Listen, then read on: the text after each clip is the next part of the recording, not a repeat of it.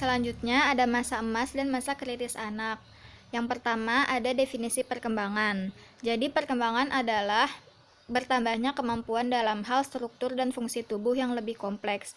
Jadi dalam tubuh si anak, sel-sel tubuh, organ dan sistem organ ini mengalami perkembangan sehingga sel tubuh, organ dan sistem organ ini dapat berfungsi dengan baik sebagaimana mestinya. Dan perkembangan ini meliputi perkembangan kognitif, bahasa, motorik, emosi, dan perkembangan perilaku sebagai hasil dari interaksi dengan lingkungannya.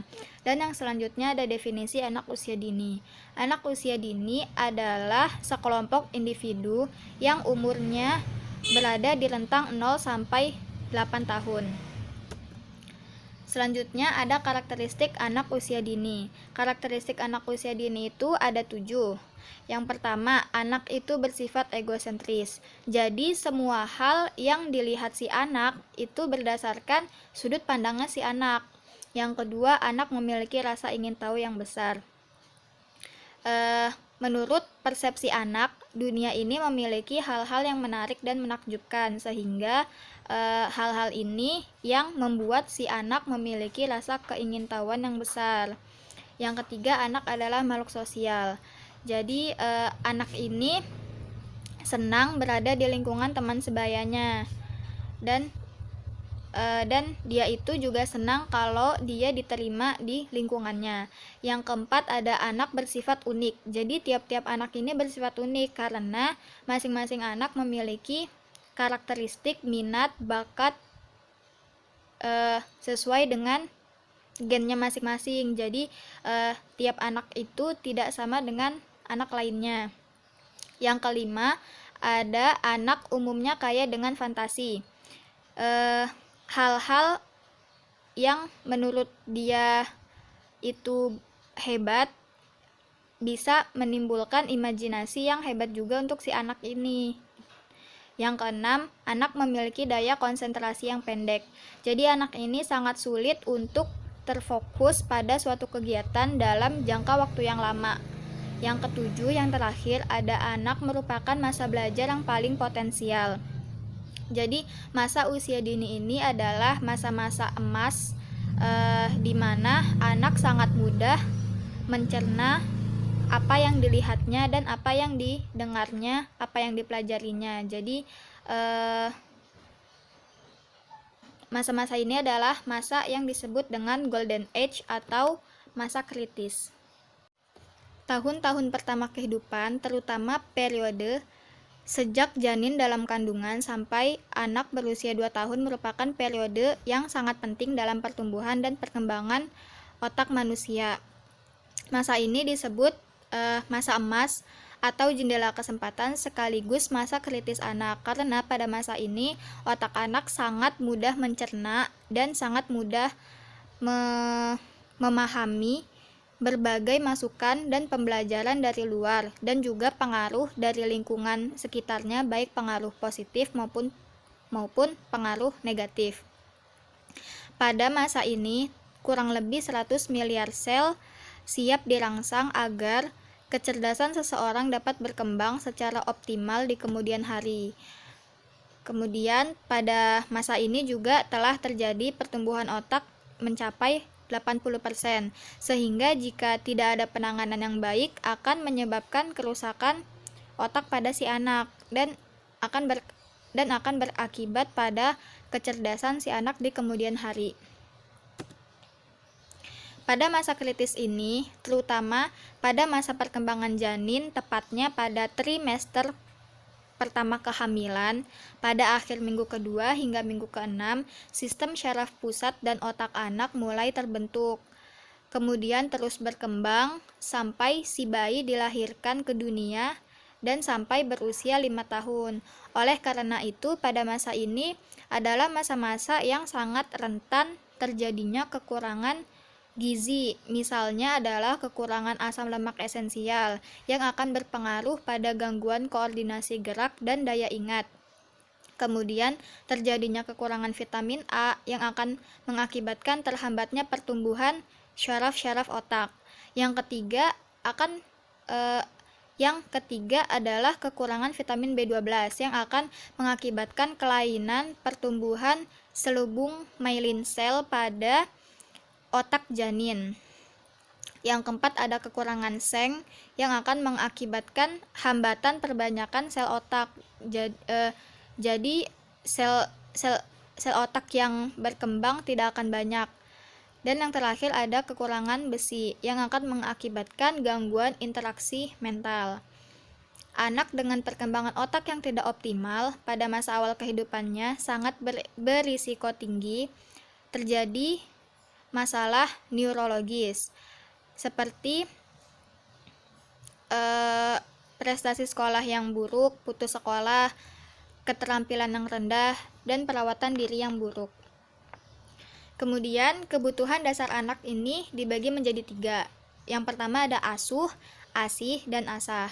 Asuh ini adalah kebutuhan fisik dan biomedis yang dibutuhkan oleh si anak, berupa pemberian ASI, zat gizi yang sesuai, pemberian imunisasi, kemudian bila si anak sakit harus dilakukan pengobatan, kemudian pemukiman yang layak untuk si anak, kebersihan individu dan lingkungannya, rekreasi dan bermain. Yang kedua adalah ASI. ASI adalah kebutuhan emosi dan kasih sayang yang diberikan oleh orang tua kepada si anak. Yang ketiga adalah ASAH. ASAH ini adalah kebutuhan stimulasi mental dan belajar. Jadi ASAH ini yang sangat menunjang kecerdasan bagi si anak. Selanjutnya ada kebutuhan mikronutrisi pada anak. Mikronutrisi yang dibutuhkan pada anak itu ada 5. Yang pertama adalah vitamin A.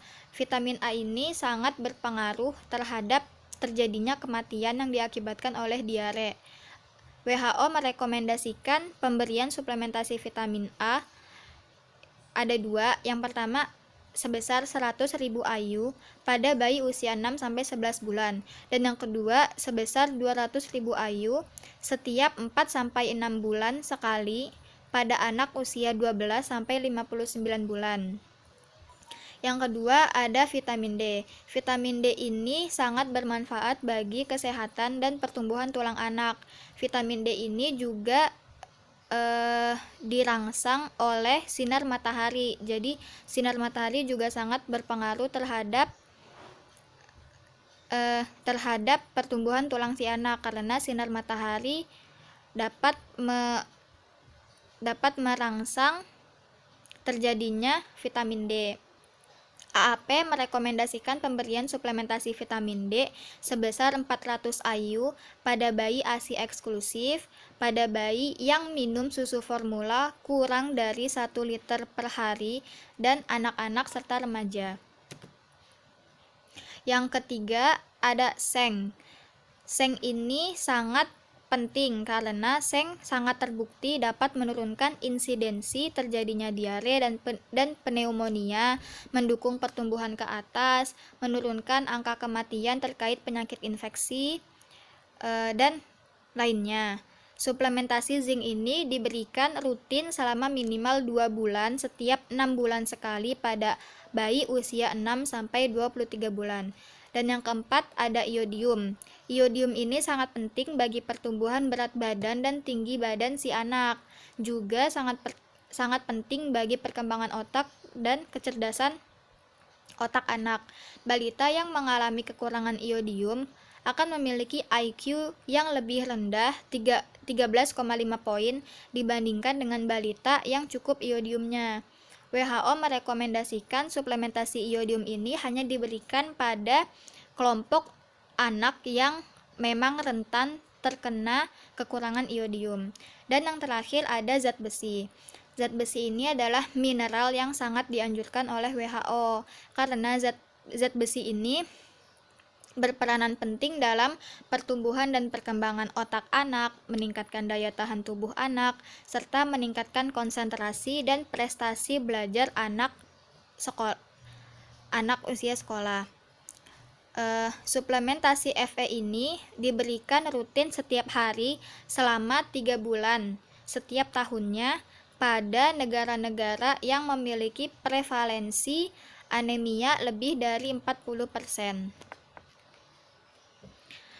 Karena pentingnya perawatan dan pendidikan yang baik pada periode Golden Age, Carnegie X. Force, seorang ahli pendidikan, menyebutkan poin-poin yang perlu diperhatikan di dalam perawatan anak usia dini. Yang pertama adalah perkembangan otak anak sebelum usia 1 tahun ini adalah sangat cepat dan ekstensif dari yang diketahui.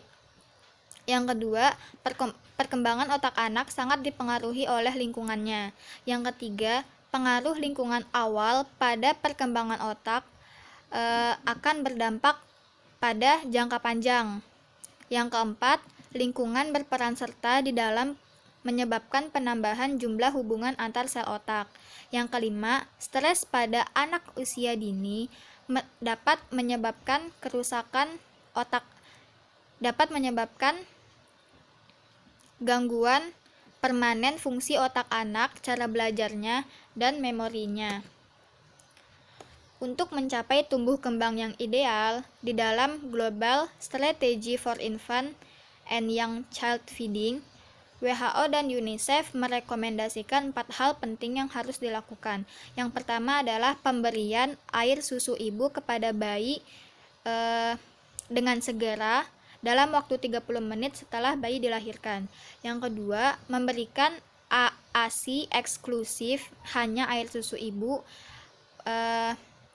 selama 6 bulan. Jadi selama 6 bulan ini dari bayi dilahirkan sampai dia berusia 6 bulan. Kemudian selanjutnya sampai usia 2 tahun pemberian ASI ini juga didampingi oleh MPASI, yaitu makanan pendamping ASI. Dan setelahnya adalah meneruskan pemberian ASI dengan makanan dengan zat-zat yang dibutuhkan oleh